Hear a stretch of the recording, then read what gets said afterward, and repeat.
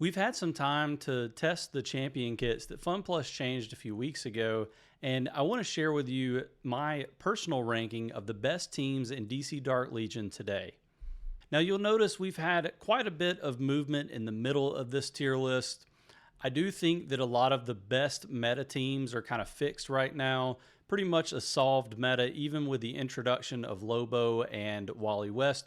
We'll talk about them at some point during the tier list. I do have some recommendations for how to use those champions, but we'll start with the late game and well meta.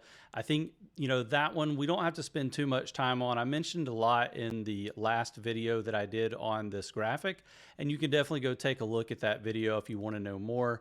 But this team continues to dominate the well meta, at least from the folks that I speak to. You'll see it a lot out there, and it's really just a question of trying to, mess around with your transmutes and try to get things a little bit different. Maybe, trying to add a few extra or stars to your legacy pieces. But this continues to be the best set of champions in the game. Curious to see what future releases are going to kind of change on this, especially once we get another death metal champion in the game. And then we've got Justice League Dark and Legion of Doom as the second and third best teams here. Now I do want to take a second to acknowledge a comment that I saw on the last video that I did on this list. Someone was basically saying that, it was frustrating that I didn't provide a full set of teams for them to kind of build their roster around. And I just want to make the comment that this best teams list is not really meant to tell you how to build your 4 or 5 preset squads. It's really just to say, if you want to have the best possible team on your roster for PvP and, combat cycle and pretty much any game mode, these are the teams that tend to do the best in 3v3 and meta brawl. And that's really the most important thing that you can do in this game, is try to figure out which team is going to be your top team that you're going to be using in those game modes, because that's also going to be your top ship squad, the one that you're going to be, trying to spend the most time on when you're in ship combat. And then obviously everything else scales down from there. So you want to try to build some variation of the top teams here, but I can't really tell you exactly how to build your roster out. And there will be some kind of inefficiencies flowing down from that first team that you build. So just keep that in mind. But anyway, Justice League Dark and Legion of Doom, these are teams that kind of still set in the meta. I will say I think that Deathstroke is kind of dropping down a few pegs, just considering the fact that physical DPS or physical damage has definitely dropped a lot lately. And also Scarecrow, just a shell of himself, can't really do the things that he was intended to do unless you are at the very top level of the meta and you have the ability to take his legacy piece to max. If you do have a maxed out Scarecrow, I think you still get a pretty decent amount of mileage out of him, but definitely drop down a little bit. And so, Legion of Doom is definitely in this precarious spot, in my opinion. Just depending on what champions come over the next few months, they could kind of take a back seat. Obviously, early game meta in the first 5 to 6 months of a new server, Legion of Doom is going to continue to have their place. But at some point, whenever Swamp Thing, Queen Hippolyta, Riddler get into the meta, you're going to have some issues. So we'll continue to monitor, how this plays out. I am trying to keep this best teams graphic up to date for the current meta on the oldest servers in the game. So you will kind of see that, sometimes if you're in an earlier server, it's going to be hard for you to visualize how these teams could be the best teams in the game, and you won't have access to a lot of them. Big reason why I include that new server meta team down in the bottom of the graphic, because I do think that there are definitely some teams that you'll want to try to focus on building early on. We'll talk about when we get to the Teen Titans and Batfam a little bit more of my thoughts around that. But the next team that I want to talk about is Death Metal, Wonder Woman, and the Amazon's crew, because this one on the prior list was, one where we kind of didn't know exactly what they would be capable of. And to an extent, I feel like there's not enough testing out there to, safely confirm that this team is kind of capable of keeping up with the meta. But what you'll notice is that there are several champions in this setup that are like 100% meta champions. And so, it's not hard to see what it's capable of. So, pretty much if you throw Death Metal Wonder Woman into any lineup, you can probably make it work. And when you have champions like Riddler and Swamp Thing and Queen Hippolyta in with her, it's pretty easy to make a pretty formidable lineup. But I have been trying to test like a true Amazons build. I don't think it's quite there. Like it's kind of hard for me to recommend that you would go after Donna Troy. But I do think that running this with Artemis and even Wonder Woman, because you get that stun, is going to be a pretty tough lineup to beat. And like the whole idea is you just need to stall long enough for your Death Metal Wonder Woman to do her thing. And I think that champions like Artemis are able to provide the support to do that. Artemis can easily take out pretty much any physical damage dealer in the game.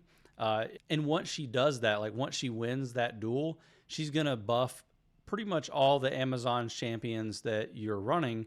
But primarily, the most important thing is she's buffing her damage as well as Death Metal Wonder Woman. Because even with Artemis in the squad, Death Metal Wonder Woman is still the true win condition of the group. So love this Death Metal Wonder Woman lineup with Amazon's champions, and I'll continue to build it. It's definitely the flagship of my roster. I don't know too many other people who are trying to build Amazons as like their primary daily driver. And I definitely recognize that this isn't something that a lot of players can do, but that's why I want to showcase it, because I don't see other people running it. And I really like Artemis, and just the kit design for her is really well done. She's definitely, I think it's going to be hard for me to justify her as an S tier champion, but I do think she is one of the best champions in the game. I'm a little bit biased because I have her fully maxed out, but I'm going to continue to test her. And actually, I have a Weller Skip video coming out for her in the next few days. And I'm also doing some testing on her legacy piece that I will be putting out in the next week or two as well. So the next team is going to be Superman family. And yes, they are continuing to taper off. I do still think there's a lot of viability with the Superman family if you heavily invest in them. I know a lot of people who took early recommendations to build this team. Unfortunately, there's been a lot of changes to kits and tag synergies in the game, and it really just has caused Supergirl and Superman to kind of taper off a little bit, primarily Superman. But I do still think you can build a pretty solid team here with these champions.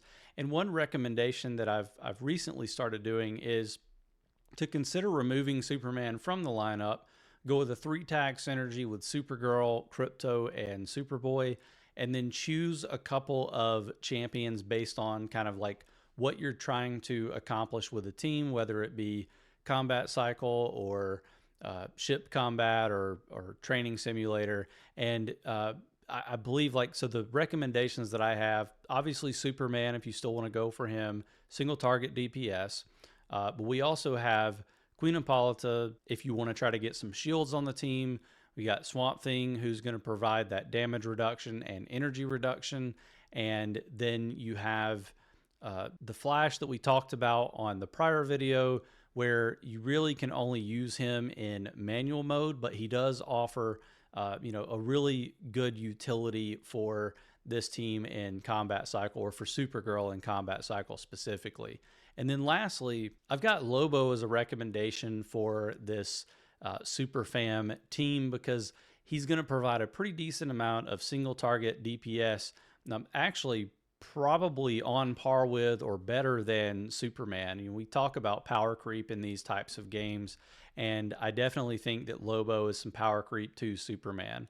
Now, obviously, with a heavily invested Superfam, Superman's kit does ramp up really well, but he's just a champion that I think you could replace with Lobo, or you could run a very aggressive Superman family roster where you just throw Lobo in as well. and that's going to give you a pretty decent amount of mileage. But the nice thing about running Lobo as a Superman replacement in this team is going to be the ability to move your Superman back to a Justice League squad. And we'll talk about that again when we get a little bit further down in the graphic. And the next crew that we need to talk about is Teen Titans. But I think before we talk about Teen Titans, I want to talk a little bit about Batman, and probably going off script a little bit here. But, we've been talking about these new tag synergy changes and kit changes that are coming to the game. And I really do think that we need to start looking at this as, they want these mythic champions to be ones that you can kind of build towards if you aren't a big spender, or, if you are the kind of person who just kind of wants to build like a wide roster against common advice. So I want to talk a little bit about kind of like the way you would scale into a solid Nightwing hypercarry team. And I think the way to do that these days is to start out with a Bat Family team. So let's jump over to the Bat Family champions in just a second, but you'll notice a lot of Bat Family champions in the Teen Titans setup here. And so again, that's just going to offer you a lot of synergy to segue into a Nightwing hypercarry with a lot of the bleed champions. So let's go over to Bat Family, and you'll notice here that we've got Robin, Red Robin, Batgirl, Nightwing, Batman, and then obviously Red Hood. If you can get the Ascension, he's going to actually become a pretty decent champion to use. But a lot of options here to kind of like kickstart your account with.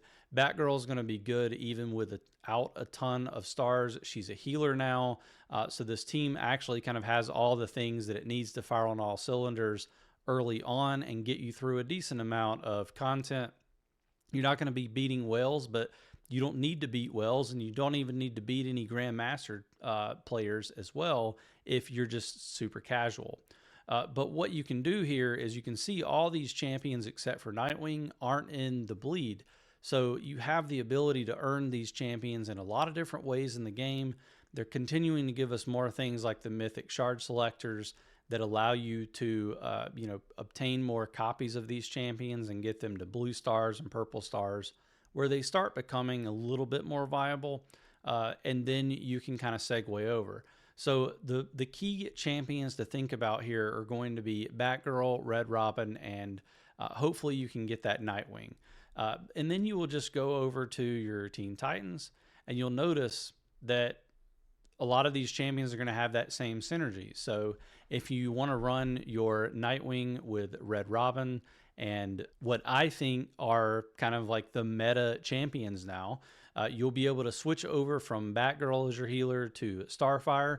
You will lose some crits. You kind of have to think about that. You could alternatively use both Starfire and Batgirl, and I have that in the recommendations here as well. But I think if you want to go for like a better damage comp, you're going to be running Nightwing, Superboy, Starfire, Wally, and Red Robin. Now, Red Robin isn't the greatest character standalone. With the new kit changes, he actually kind of had his kit gutted. He's not quite as good as he used to be, but because there's really no other options for a good tank on the Teen Titans team, you're definitely going to have to use him right now. Now, I did remove Cyborg. I still think he's definitely a champion you could sub in here for that Wally West role.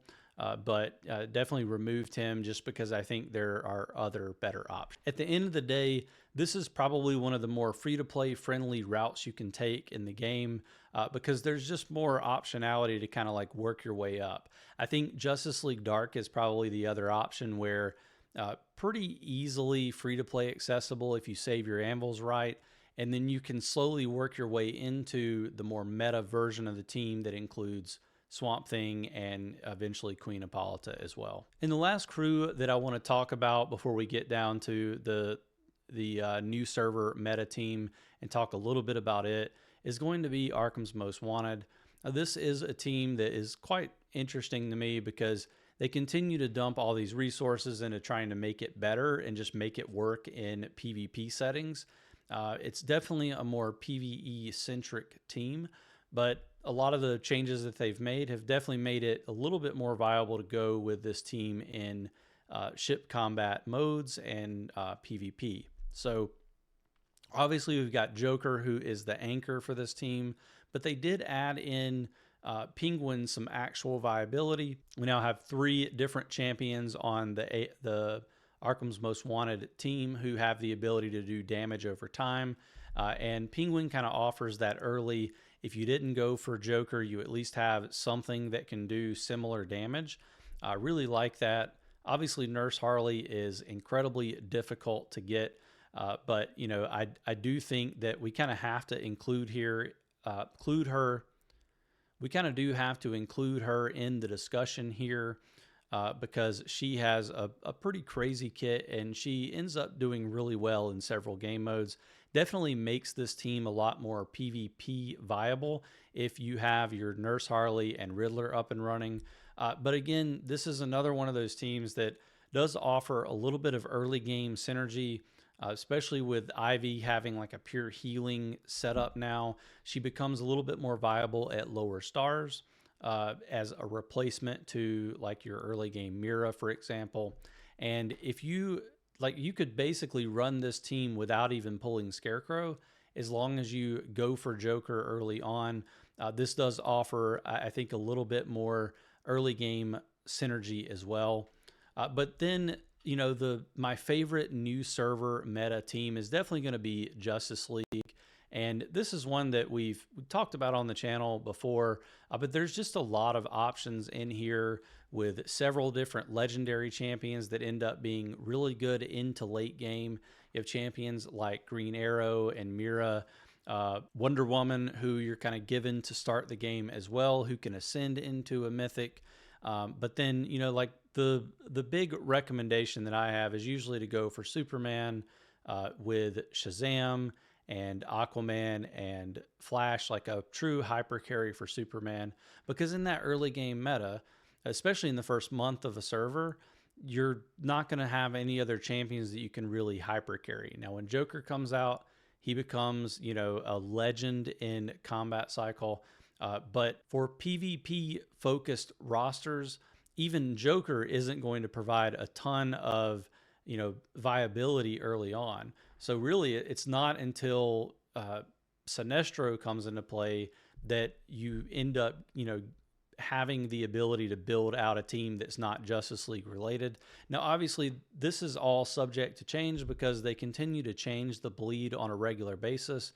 I know some of the newer servers have different bleed schedules, but just based on the past bleeds, that's typically the route to take. So again, you kind of have at the bottom end of this tier list, the Arkham's Most Wanted team and the Justice League team that kind of give you that baseline for your account. You start building them, and then you do that while you're kind of working up towards some of these full bleed limited mythic teams that are, I think, a lot more meta relevant once you get about a year into the server. And of course, we have plenty of plug and play champions down here that you can throw into just about any roster, and they're going to do well.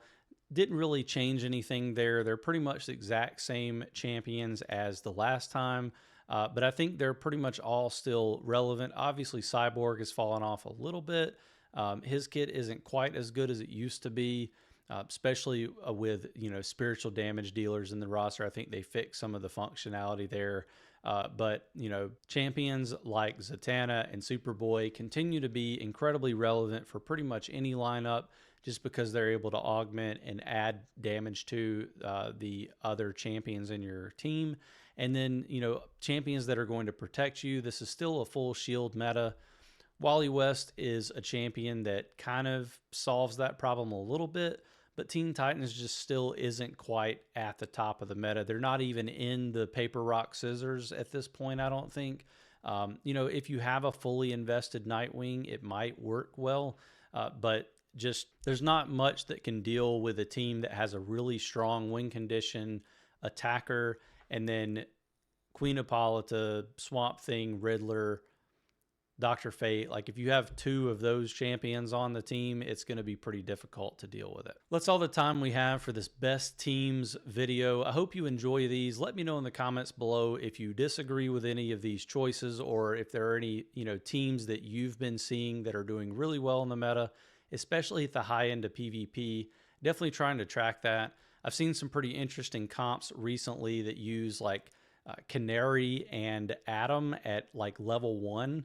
I think level 1 Atom, and then obviously Black Canary at higher levels. But those two champions can kind of like lock down the enemy team, while your Death Metal Wonder Woman or another win condition champion just wreaks havoc on you.